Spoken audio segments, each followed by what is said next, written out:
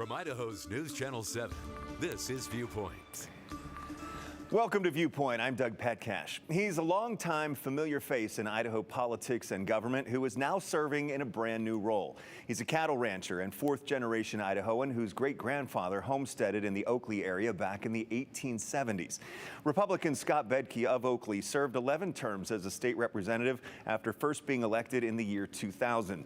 In 2012, his colleagues in the House elected him Speaker of the House. He served in the role for 11 years, making him the longest-serving speaker in Idaho history. In 2022, Speaker Bedke ran for lieutenant governor and won. He is now in the first year of his first term, in which he just wrapped up his first legislative session, where he presided over a state senate that passed major legislation on public education, property tax reform, and social issues. That includes a law banning transgender and transitioning children or children with gender dysphoria from receiving any type of hormones, puberty blockers, or surgeries. Lawmakers also passed legislation on projects to protect Idaho's water supply, an issue Lieutenant Governor Bedke is very passionate about. On the personal side, he and his wife of 43 years, Sarah, have 4 children and 16 grandchildren. We'll talk about some of the big measures that came out of the legislative session and the big challenges facing Idaho. But first, I want to focus on Mr. Bedke's new role as Lieutenant Governor and some news that came out of the governor's office just this week. Lieutenant Governor Scott Bedkey is my guest today. Governor, welcome. It's great to be back, Doug. It's going to take me a while not to call you Speaker, so well, you'll have to call me forgive. Scott. Oh, I don't know if I feel comfortable with that in a formal setting like this. First of all, speaking of the news that came out, the governor is getting ready to go to the Texas-Mexico border. He'll deploy a team from Idaho State Police to help the state of Texas on a month-long mission regarding drug and fentanyl interdiction. Yeah. Why is this such a high priority in your administration? Well, it's because public safety is paramount. I mean, here in Idaho, part of our secret and part of the secret to our success has been that we've always had and could count on, in fact, take for granted the safety of our communities. It hasn't changed, but we're concerned about the influx of fentanyl into our communities. It's everywhere. It's in every community. It is so dangerous that we've got to be on top of that. And most all of that is coming up through the Mexican border on the south. And so I don't know that this is about boots on the ground and patrols and things like that. I think it's more about learning and to interdict. Because this is going to take all of our best efforts. Mm-hmm. You know, so this last session we beefed up the budgets to law enforcement, including the public defenders, and we're going to attack this on all fronts. But it's important for everybody to know that we're not going to arrest our way out of this. Yeah. It's going to take education and interdiction as well as prosecution. Has it gotten a lot worse, the fentanyl situation in Idaho in recent years? Yes, because you know, if we'd had this conversation 3 years ago, we wouldn't have been able to sound that word out, mm-hmm. or at least I wouldn't have. But I was amazed. You know, I was appointed to the task force, the Esto Perpetua task force, to look into this, and I was unaware of how pervasive the problem is, and it's in every community. And according to the governor's office, fentanyl-related deaths in Idaho have doubled in just a year. So will you be going to the border with the governor, or will you be staying back here to serve as acting governor? I'll be staying here. Yeah. And will it be as acting governor? And how do you see that role? I see that role as doing what I'm asked. And what you have now is a working, coordinated team.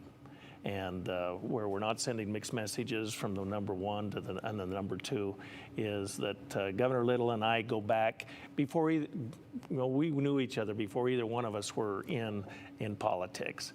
He represented his industry, the livestock industry from his part of the state, as I did mine, and we met and became friends back in that era. And so we worked together well. And it's a coordinated effort. How do you view your role as lieutenant governor? Well, it can be as simple as being a spare tire, or it can be acting governor and being where the governor cannot be. In fact, today we were able to split up. He went one direction, I went the other, and I think Idaho is better served and well served by a coordinated team at the top of the ticket. What do you view as the most important part of your role as lieutenant? Well, promoting Idaho, number one. And that's very easy for me to do. I love this state, and I love the success that we're having.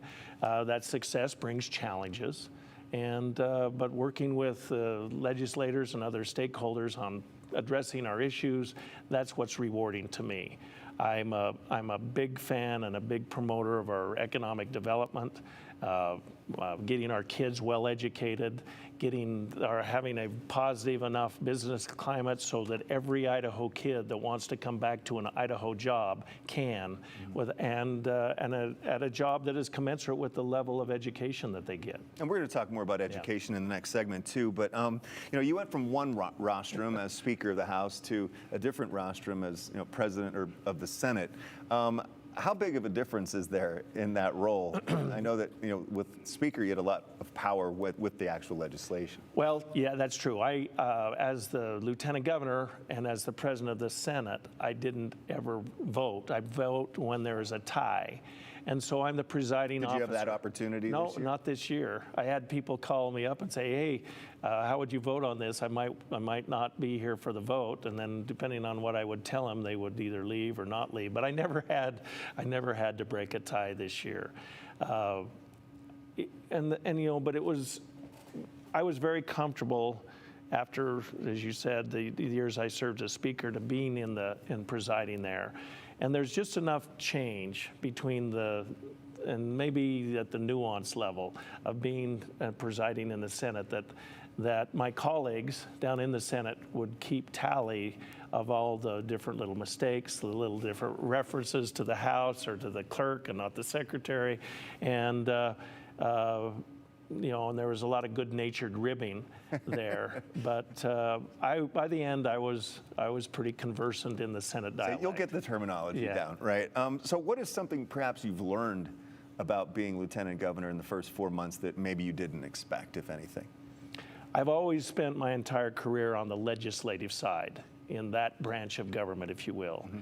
And now I'm kind of a hybrid. And part of the time I'm in the legislative branch as a presiding officer, but now I'm also mostly in the executive branch, carrying out the laws, carrying out the policies, getting the feedback from the public to give the input back to the legislature. So it's a much different role, and it's different.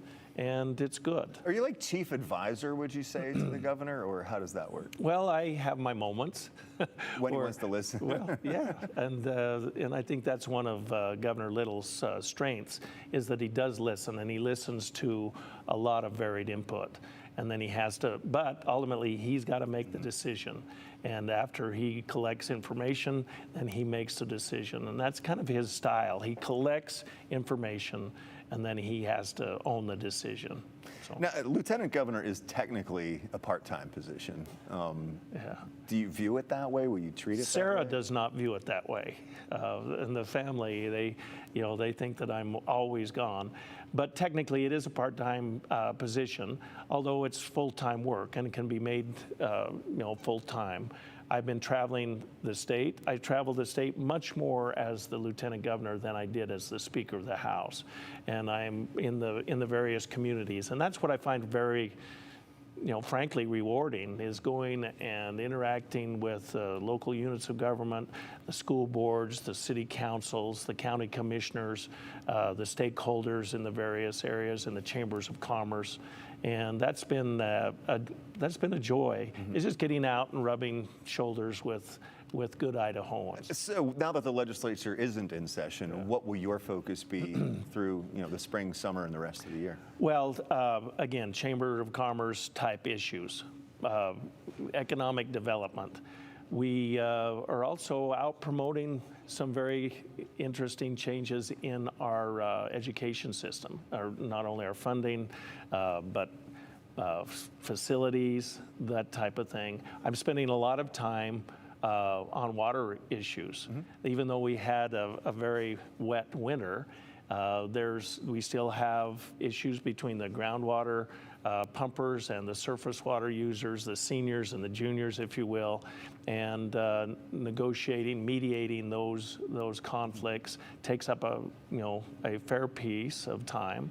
But then I'm here giving a commencement speech, or I'm there talking to a service club, or I'm, just that type of thing.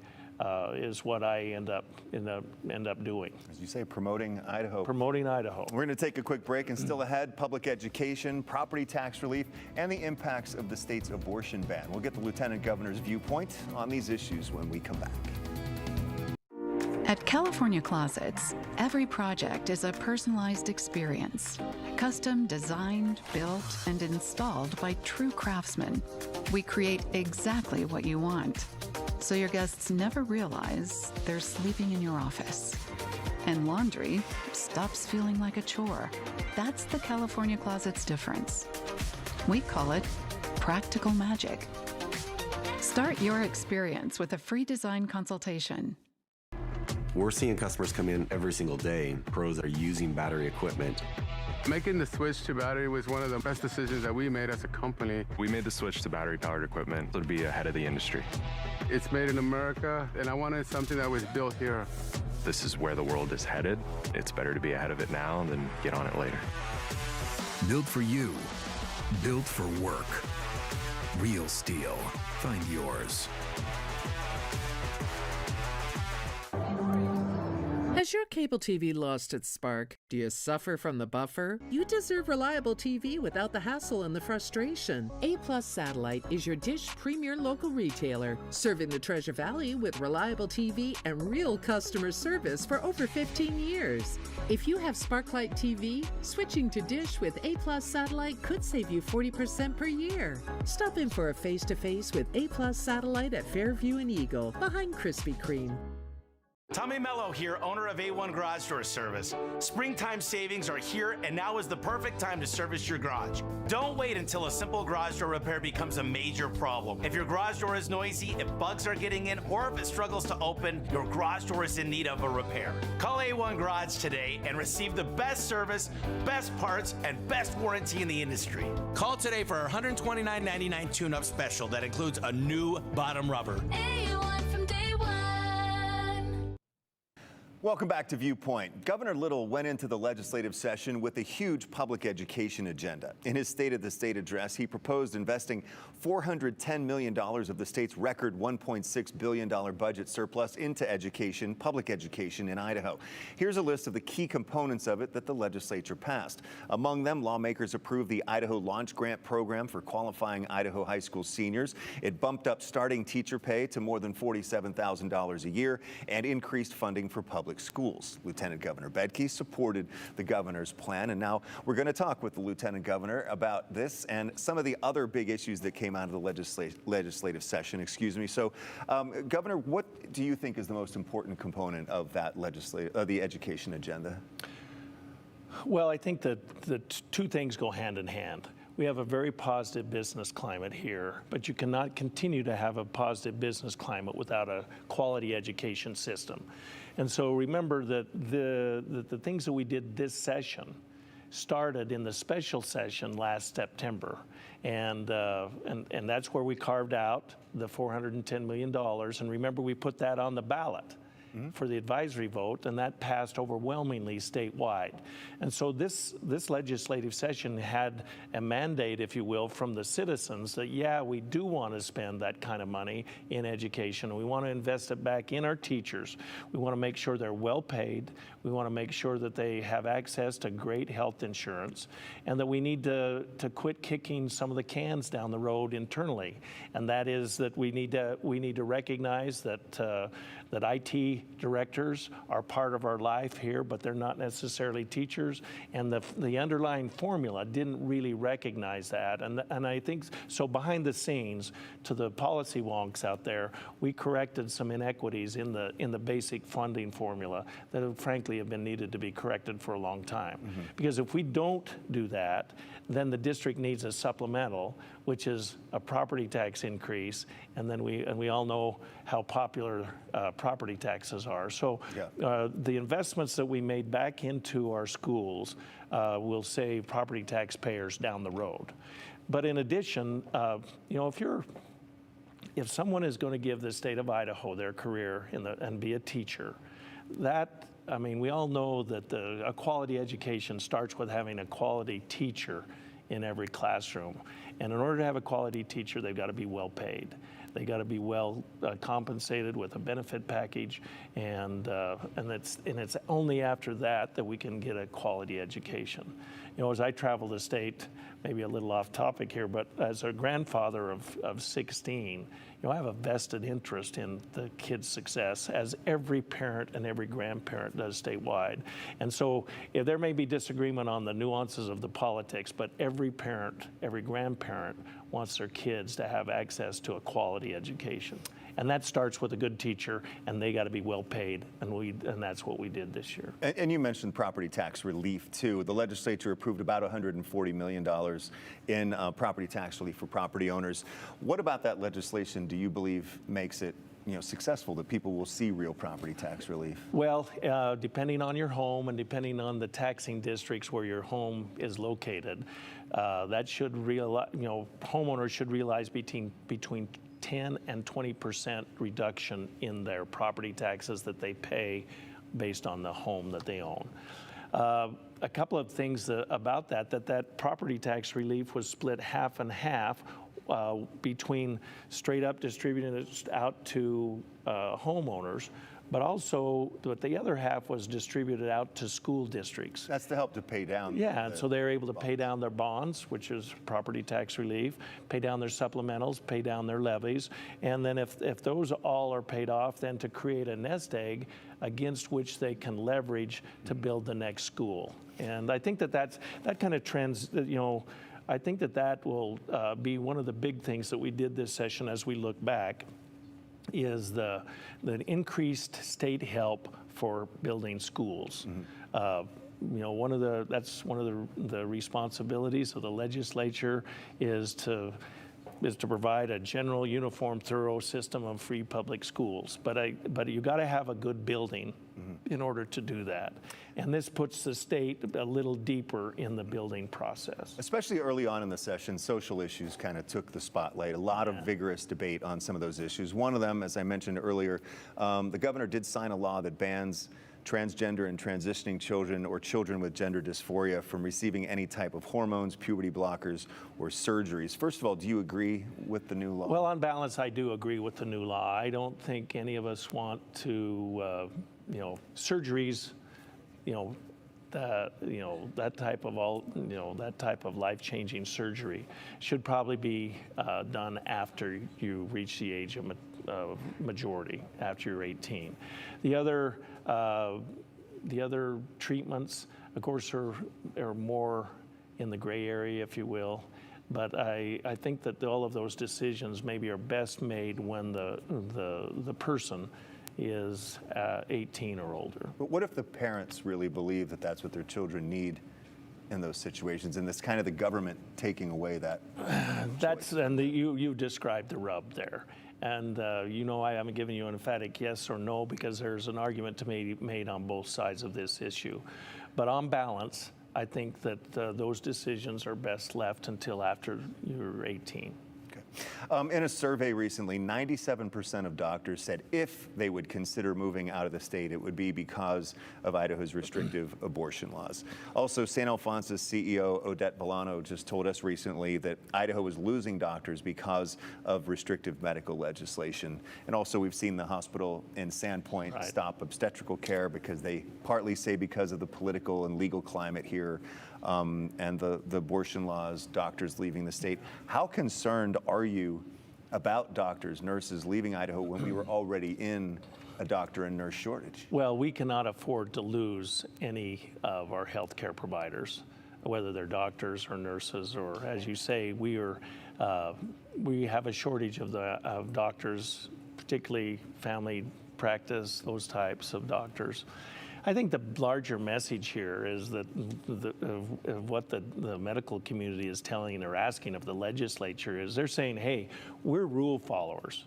Just tell us what the rules are and we'll follow them. And so they're pointing to some vagaries in the law and asking the legislature to come and take the gray out of it. Mm-hmm. Don't leave the interpretation up to to the hospital or to the doctor himself or the liability insurance people. Take that uncertainty out of it. Tell us exactly what we do or what we need to do, because that's what we do, is follow protocols in the medical profession and clear up any of the gray areas. And I think they're in the process of doing that. Yeah, on the medical side of it too, there's litigation right now about it, but Attorney General Raul Labrador's interpretation that he issued regarding the state's abortion ban, basically laying out his legal take that on the provision and promotion of abortion pills and referring of women across state lines, his opinion was that Idaho law prohibits all of that. What's your position on that position? I guess we'll let the courts sort that out. I mean, there's the Attorney General petitioned the federal judge for an injunction, and that was denied. And so you have the kind of the clash of the state law versus the federal policy. And the federal policy is if you show up to a hospital, you're going to be, you cannot be refused treatment, regardless of what your condition is. And so, it will get sorted out eventually, Doug. But I think we don't have a lot of time, and I think over this interim you'll have good legislators, thoughtful legislators that are working on this very issue so that there is no gray area left. Again, the healthcare providers are rule followers and protocol followers, and that's what they're pointing out, is that there's a lack of that in very certain narrow areas. Governor, we'll have to leave it at that. I always appreciate your time. It's going to take me a while to get used to calling you Governor. No offense, after 11 years of calling you Mr. Speaker. So, well, I've moved from Mr. Petcash to Doug. Yes, yeah. I don't remember you ever calling me Mr. Petcash, but hey, you can start if you'd like. All right. Thank you so much, sir. Well, what you know as KTVB, Idaho's News Channel 7, first went on the air way back in 1953. This is our 70th year of broadcasting. We wouldn't be where we are today without the foundation laid by some really strong journalists. Next on Viewpoint, a look back at the man referred to by some as the father of Idaho journalism. Hey, I'm Brian Gary, and today we're talking about the biggest misconception there is about replacement windows. I'm here with Ted Coons, the project manager for Renewal by Anderson, to talk about it. Yeah, one of the big things we hear from homeowners is, I shouldn't need to replace my windows, they're just not that old. But here's the thing. Home builders put in high-end kitchens and bathrooms and low-end windows that just aren't that good. So even if your windows are only 7 to 10 years old, they may still need to be replaced. Ted, there's so many window companies out there. What's different about your company? Well, besides being the full-service replacement window division of Anderson, we're the company people tend to call when they're particular about their home. They don't want just any old window or any old installer. So your standards for installers are pretty high, right? Yeah, Brian, you could have the best window or door in the world, and if it's not installed correctly, it's going to fail. So we don't hire these jack-of-all-trades installers that do gutters and siding on the side. Our window installation teams do our windows year in, year out, and have done thousands of them. Anytime a homeowner has to deal with multiple home improvement companies, they get stuck in the blame game. Yeah, with other companies, if there's an issue, the manufacturer blames the installer blames the manufacturer. With us, there's no finger pointing or blaming each other. We're both the installer and the manufacturer. Ted, is it easy for a homeowner to get a price? Very easy. We'll come out to your house, we'll assess your current patio door or windows, and then we'll give you an exact price that's good for an entire year. Ted, that's great information. Thank you. Before May 31st, save 20% on windows and save 20% on patio doors. Save an extra $1,000 on your entire project. Plus, make no payments and pay no interest for 1 year. This offer ends May 31st. For a free appointment with Renewal by Anderson, scan the code or call 208-427-8900. That's 208-427-8900. For the most part, it's the anchors, reporters, meteorologists, and sports guys you see here on News Channel 7. But there are so many people who work behind the scenes: editors, photographers, producers, directors, production assistants. And then there are the people in charge of the newsroom: the managing editor, the executive director, and the news director. We've spoken to several former KTVB employees from over the last several decades ahead of our 70th anniversary this summer. And one name keeps popping up: Sal Selesky. Sal was and is the greatest broadcast journalist in Idaho history. Channel 7 would not be what it is today without him. Referred to by some as the father of Idaho journalism, Sal Selesky was first an Air Force veteran. After leaving the Air Force, he went to work as a photographer for the Idaho Transportation Department before he was hired at KTVB in the 1960s. He was visionary. He broke stories like crazy. Those of us on the print side were always competing with Sal. Selesky worked under General Manager Bob Kruger.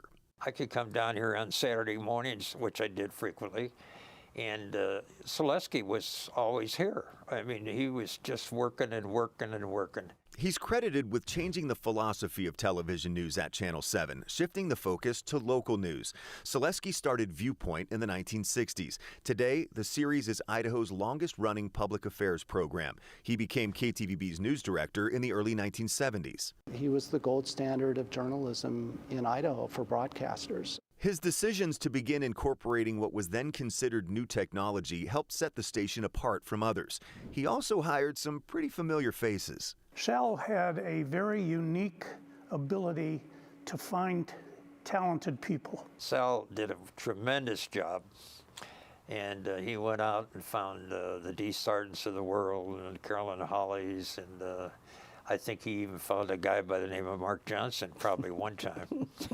Selesky left the station in the 1980s and moved on to a career as a political consultant, working with both Republicans and Democrats. But he kept in contact with not only his coworkers, but other political sources over the years. To this day, some still meet weekly for coffee to catch up. In 2021, Selesky passed away at the age of 87. We had probably 36 come back this past summer after Sal Selesky's passing the fall before, come back for a reunion that we put together to kick off a scholarship fund at Boise State in his name, to do what we can to create opportunities to educate the next generation of Sal Seleskys. And so far, that endowed scholarship has raised more than $37,000. They hope to raise $50,000. We have a link to how you can donate in this story at ktvb.com. In April, Boise State announced the scholarship's first recipient. Andrea Therese Martinez just graduated from BSU. She'll be interning at the Wall Street Journal. I'll see you next week.